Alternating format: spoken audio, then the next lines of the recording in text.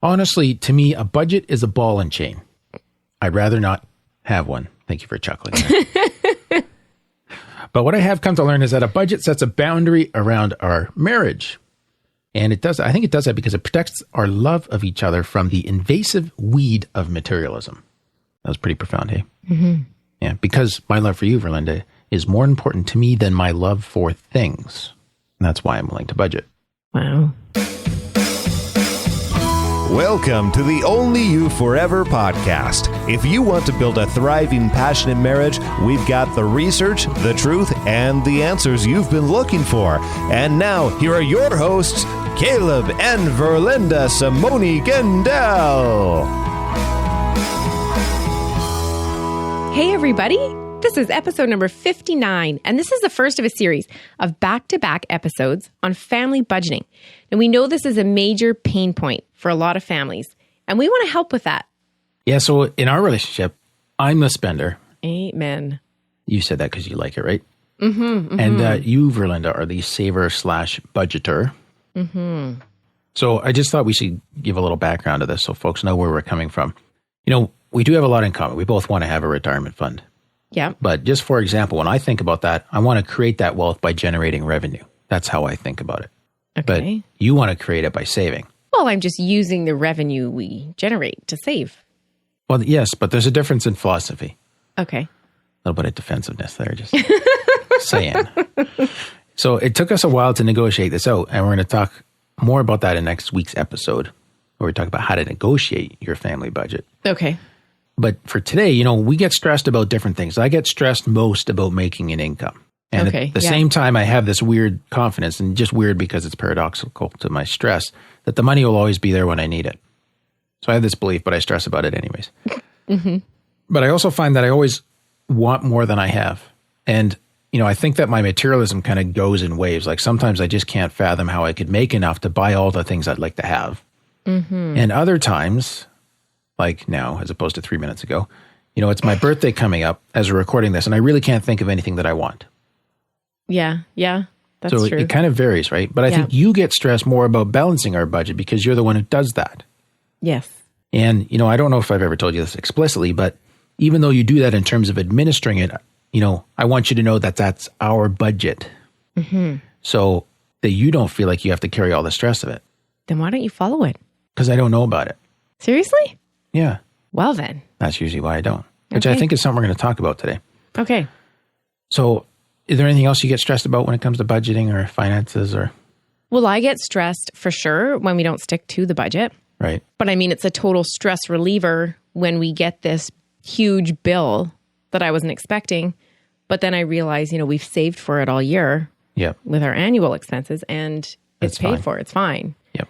But I just, thinking about money and budgeting, it does stress me out. Yeah, it's difficult. Yeah. So we're still figuring this out as we go, but we've learned a lot along our 15 years of marriage that's helpful. And we also want to take a look, like we usually do, at what the research has to say so that our listeners can really be together on this part of their marriage as well.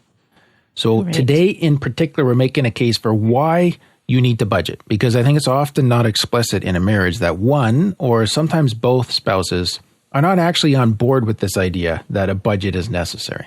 Mm-hmm. So even for our listeners today, maybe you'll listen to this and you go home all keen on making a budget. Well, you have to get your spouse's buy-in before this is going to work. Yeah, it has to be our budget. And you know what? When we set our budget, we set it together. It's not like I created all these rules. Right. That's a little defensive there too, wasn't it? Yeah. I was hoping to cast you as the evil budgeting wife. Yeah, nice try. Okay, let's look at some of the research. So I'm starting here with a study of young marrieds with modest financial resources, like i.e. not rolling in the dough. Mm-hmm. These are actually students, so they're really not rolling in the dough. Very modest financial resources. Yep. Been there, right? So financial, couple of terms here, and then I'll define it. So financial management behaviors. Now, financial management is just defined as you're actually stopping and thinking and you're budgeting your expenses against your income. Okay. You're managing your finances. Yeah. And we're going to talk about financial problems. And financial problems is when there's a mismatch between financial resources and demands. Like your outflow is bigger than your inflow. Yeah. Okay.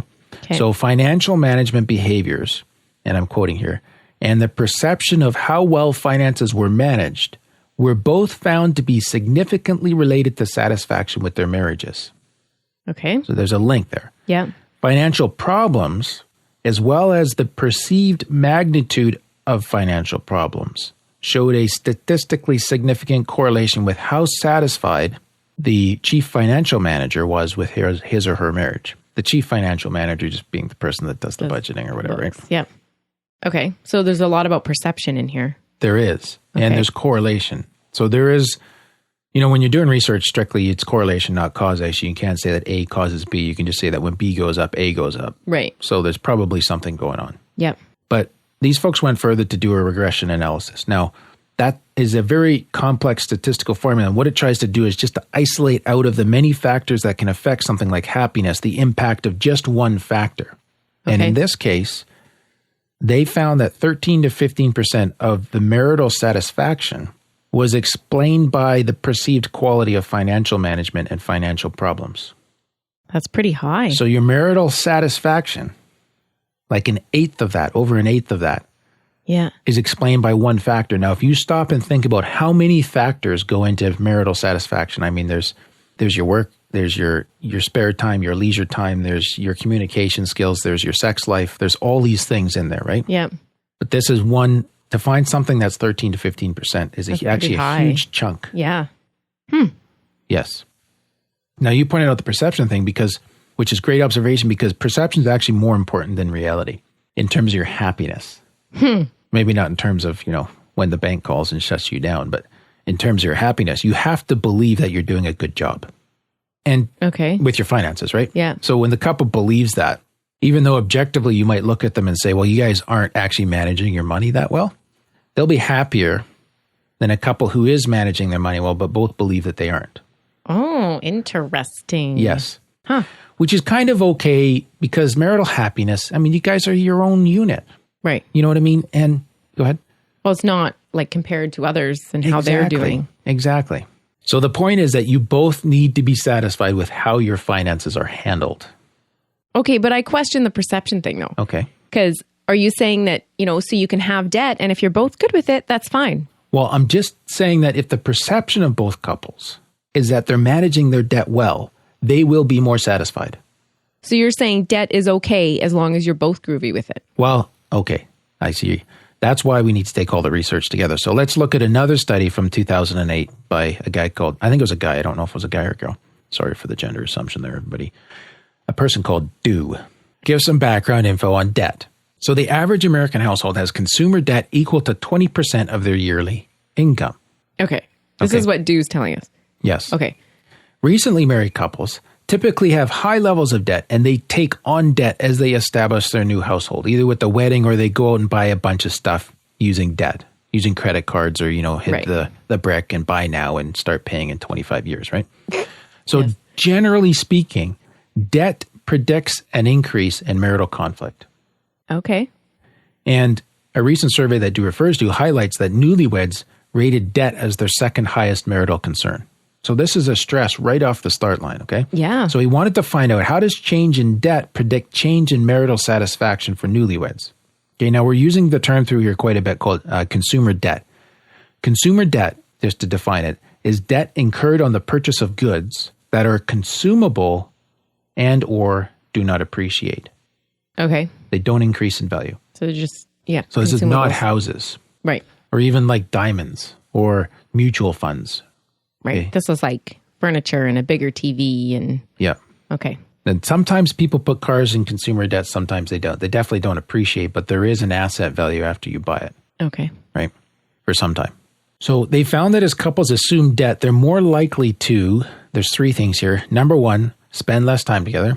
Number two, argue more about their finances. And number three, feel that their marriage is unfair. Well, I can understand the first two. Like, you both have to work more to pay it off. And you're going to argue more because it's a stress over your head. But how does it make your marriage feel unfair?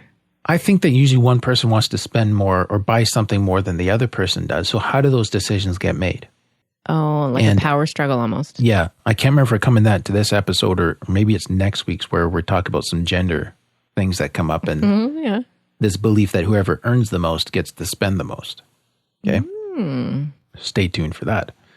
I will. He points out that all of these findings suggest that consumer debt may inhibit recently married couples' attempts to form a new family unit.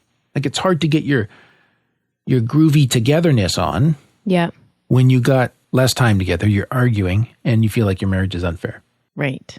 And do you want to bring kids into that? And well, you kind of, you're.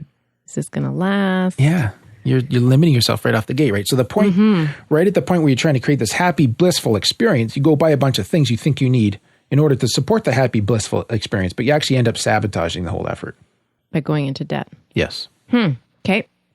Moral of the story, marry someone who's very wealthy and you don't need debt. That's why you married me, is it? I knew I missed something in the process there somewhere.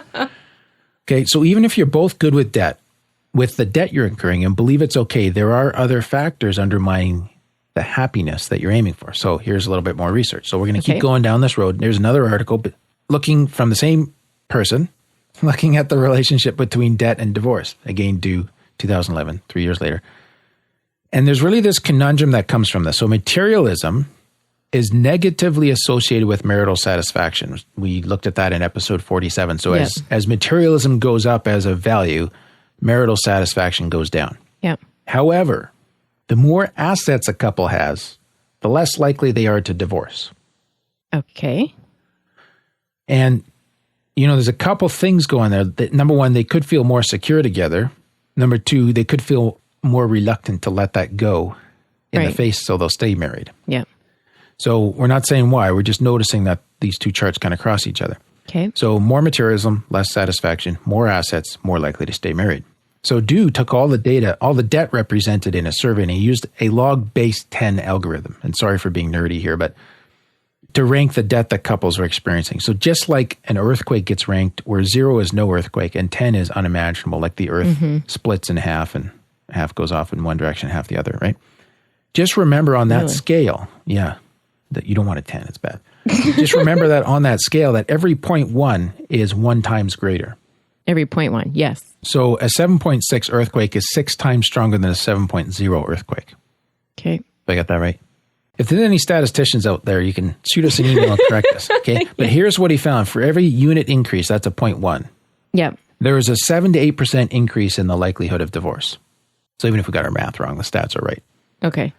Which is significant. So there's a clear conclusion that the more debt participants had, the higher their hazard of divorce.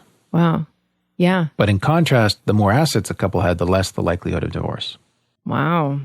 Right. So, a newlywed couple living in an apartment, buying all sorts of stuff. Yep. That's like... You can really set yourselves on a pathway. Yeah. Yeah. That's really risky to your marriage. Yeah. Yeah. But we were young when we were in that stage, and you're so filled with optimism. Yeah. Right. And you really haven't had to get out there and feel the pressure sometimes.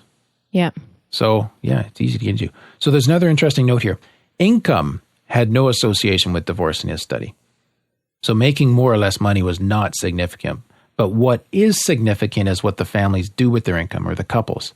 So the couples that created more consumer debt had more financial disagreements and had much higher likelihood of divorce again, right? Regardless of whether they made a ton of money or a little money. So you can't solve this by trying to make more money. Yeah. Right. Which is back to our title, Why You Need to Budget. And our agenda here is that debt is bad. It's not helpful. No. It's not helpful. Consumer debt is not helpful, I should say. Okay. So we have a mortgage, right? And that you got to do that in most parts of the world. You just can't afford to get into a home. And that's one of your most important assets that you're going to develop as a couple. Okay. So the choices you make about how you spend money have a real impact on your marital satisfaction. That's the conclusion about why we need to budget. So the marketing world tells us that if we buy things, we'll be happier. But the reality is that the buying of things does not create happiness. In fact, when it creates debt, it begins to have this escalating sort of profound detrimental impact on happiness, which I think resonates with that cautionary proverb that the borrower is the slave of the lender. That's Proverbs 22:7 from the Bible. And we, as I was trying to unpack this, we need to really be careful with what we give power to in our lives. So taking on consumer debt is really giving power to someone else. because this consumer debt is about goods that are consumable or do not appreciate. We're not talking about, buying a house or all those good things, but it's just buying things that are not going to create lasting value. And meanwhile, in so doing, you become a slave to the lender. Oh, okay. That's how you give power to someone else. Yeah. Okay. So the Bible is very cautious about borrowing or loaning money. Cautious about that. Yeah. Not necessarily always prohibitive. But it does clearly speak against defaulting on loans. Mm-hmm. So, when I kind of look at all this together and what the research is saying, I think that we also need to consider our spiritual values as we draft up our family budgets, because we all love things. Almost everybody I know loves things. Yeah. It's nice to have nice things, right? Yeah. And what we really want to be cautious about, though, is going into debt for things that we would enjoy that don't appreciate. Cars, campers, all-terrain vehicles, iPhones, the new iWatch, gizmos, gadgets. Basically, the old joke that the difference between men and boys is that men spend more money on their toys. Right. Right? Yeah. So, if we stopped and think about these things, I think we'd all be very quick to say, well, the love for my spouse is more important. But we don't actually live congruently with that, because we're willing to bring strain into our marriage by going and buying things. By the things, yeah. And I don't think anybody's like, oh, I hate my wife, I'm going to go buy some more stuff. No. It's just... I think it's just our selfishness comes out. Like, oh, I deserve that. We'll be fine. Yeah. Yeah. Entitlement. Yeah. So kind of pausing to really make the larger value-based decision about what you want to buy and not buy, I think is very critical. Say that one more time. Making a larger value-based decision about what you want to buy and not buy. So how is this purchase going to put strain on our marriage? Mm-hmm. Along with, how is what we're purchasing going to be something that we're going to enjoy? So if the strain is going to be larger than the joy, why do it, right? Yeah.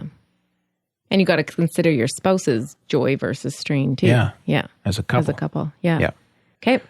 And this is why I say when you create a budget, and I started with this in the intro, you're setting a boundary around the marketing world, and you're setting a boundary around your own desire to keep up with the Joneses and around your own innate desire to be for more, or desires for more. Mm-hmm. All in favor of protecting the marriage. So that's good. I'm kind of pitching this budget idea as a way of setting a healthy boundary, like a hedge about your marriage to help protect it. Okay. It was Will Smith who seems to get credit for the well-known quote, "Too many spend money they haven't earned to buy things they don't want to impress people they don't like." Yeah. Right? But how true, eh? Yeah. That's why we want you to take this topic seriously, because if you're going to build a marriage that you'll love today and treasure for a lifetime, financial management is going to be a critical component. Absolutely. Well, stay tuned for more of this in the next episode. As we said, this is a mini series here, and we're going to go deep to try to help you with this subject because we know that it's important to you from those of you that have reached out to us. So remember, if you want a written version of everything we've talked about today that you can print or share, you can get these full show notes at oyf.link/59. And we want as many marriages as possible to be blessed by our Only You Forever podcast. If you leave us a review in iTunes, it helps raise the visibility of our podcast on iTunes, which means we can reach even more people. We put hours of work into each episode, and we want others to be blessed by this. So if you could spend a few minutes today leaving us a review, we would be very, very grateful. If you're not sure how to do that, just open your web browser and go to oyf.link/review, and there's instructions for you there. So thanks a bunch for joining us today. And we know talking about finances can be a really touchy topic for couples. And I mean, it's not like it's a bed of roses for us either. Yeah. And we've had our fair share of stress over budgets and income and debt. So next week, we will reveal how to negotiate a budget with your spouse. And we can't wait to see you there. Bye for now. Thank you for listening to the OnlyYouForever.com podcast. Please help us reach and influence a wider audience by rating and reviewing our podcast at OnlyYouForever.com/love. Thanks for listening, and we'll see you next week.